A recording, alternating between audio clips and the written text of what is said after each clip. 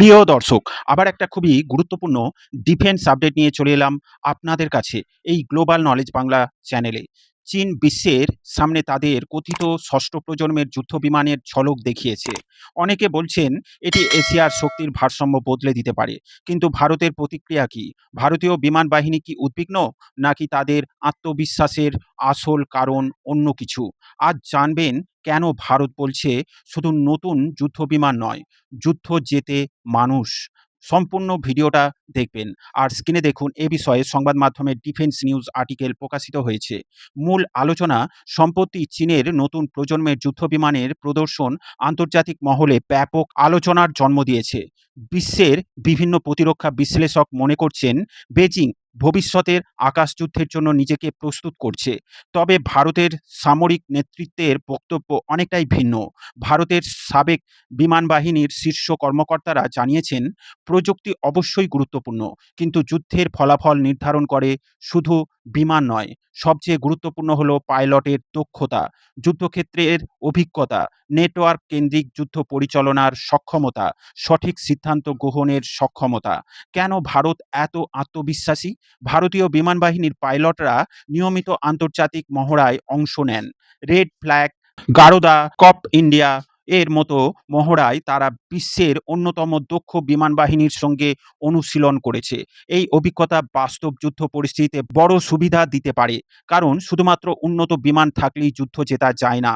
চীনের ষষ্ঠ প্রজন্মের যুদ্ধ বিমান কতটা বাস্তব? বিশেষজ্ঞদের মতে এখনো পর্যন্ত প্রকাশিত তথ্যের বেশিরভাগই সীমিত। অনেক প্রযুক্তি এখনো পরীক্ষামূলক পর্যায়ে রয়েছে। একটি নতুন যুদ্ধবিমান তৈরি করা আর সেটিকে পূর্ণ অপারেশনাল পর্যায়ে নিয়ে যাওয়ার সম্পূর্ণ ভিন্ন বিষয়। ইতিহাস বলছে অনেক অত্যাধুনিক যুদ্ধবিমান বাস্তব পরিবেশে আসতে 10 থেকে 15 বছর পর্যন্ত সময় নিয়েছে।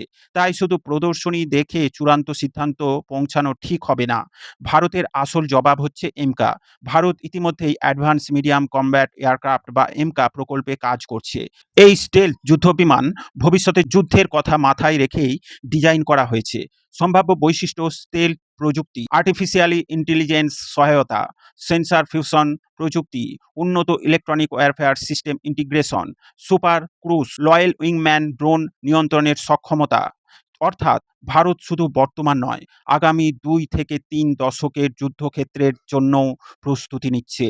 ভূ রাজনৈতিক দিক থেকে এমকা যথেষ্ট গুরুত্বপূর্ণ। এখন প্রশ্ন, চীন কেন এই সময়ে তাদের নতুন যুদ্ধবিমান সামনে আনছে? এর পিছনে রয়েছে একাধিক কৌশলগত কারণ। প্রথমত, ইন্দো প্যাসিফিক অঞ্চলে যুক্তরাষ্ট্র, জাপান, ভারত ও অস্ট্রেলিয়ার কোয়াড সহযোগিতা বৃদ্ধি পাচ্ছে। দ্বিতীয়ত, তাইওয়ান ইস্যুতে উত্তেজনা অব্যাহত রয়েছে। তৃতীয়ত, দক্ষিণ চীন সাগরেও চীন নিজের সামরিক উপস্থিতি বাড়াচ্ছে। এই পরিস্থিতিতে নতুন যুদ্ধবিমান প্রদর্শন শুধু প্রযুক্তিগত নয়, এটি একটি শক্তিশালী কৌশলগত বার্তা। ভারতের কৌশল: ভারত অন্য পথ বেছে নিয়েছে। দেশীয় প্রতিরক্ষা উৎপাদন বৃদ্ধি, এমকা, তেজস, MK1, টেডবিএফ, নতুন ইউসিএভি, হাইপারসনিক প্রযুক্তি এবং ইন্টিগ্রেটেড এয়ার ডিফেন্স নেটওয়ার্ক সব মিলিয়ে দীর্ঘমেয়াদী সামরিক সক্ষমতা গড়ে তোলা হচ্ছে। এছাড়া ভারত, যুক্তরাষ্ট্র, ফ্রান্স, রাশিয়া এবং বিভিন্ন মিত্র দেশের সঙ্গে প্রযুক্তি সহযোগিতাও বাড়ছে। বাস্তবতা কি? বিশেষজ্ঞরা বলছে যে দেশ সবচেয়ে ভালোভাবে পাইলট, এআই, ডেটা লিঙ্ক এবং স্যাটেলাইট, ড্রোন, স্টেলথ, ইলেকট্রনিক যুদ্ধ এবং ক্ষেপণাস্ত্রকে একসঙ্গে ব্যবহার করতে পারবে, ভবিষ্যতের আকাশযুদ্ধে তারাই এগিয়ে থাকবে। অর্থাৎ এখন আর শুধু যুদ্ধবিমানের যুগ নয়, এটি সম্পূর্ণ একটি কমব্যাট ইকোসিস্টেমের যুগ। চীনের নতুন যুদ্ধবিমান অবশ্যই গুরুত্বপূর্ণ একটি উন্নয়ন, তবে ভারতীয় বিমান বাহিনীর বার্তা সমান স্পষ্ট: শুধু নতুন প্রযুক্তি দেখালেই যুদ্ধ জেতা যায় না। দক্ষ পাইলট, বাস্তব যুদ্ধ প্রস্তুতি, দেশীয় প্রযুক্তি এবং দীর্ঘমেয়াদী কৌশল সবই ভবিষ্যতের শক্তির আসল ভিত্তি। এখন দেখার বিষয় ভারতের এমকা প্রকল্প আগামী বছরগুলোতে কত দ্রুত এগোয় এবং এশিয়ার আকাশে শক্তির ভারসাম্যে কী পরিবর্তন নিয়ে আসে। আপনার মতে চীনের ষষ্ঠ প্রজন্মের যুদ্ধবিমান নাকি ভারতের এমকা ভবিষ্যতে কোনটি বেশি কার্যকর হবে? প্রিয় দর্শক, এ বিষয়ে আপনার মতামত অবশ্যই কমেন্টের মাধ্যমে জানাবেন। ভিডিও ভালো লাগলে লাইক ও শেয়ার করবেন।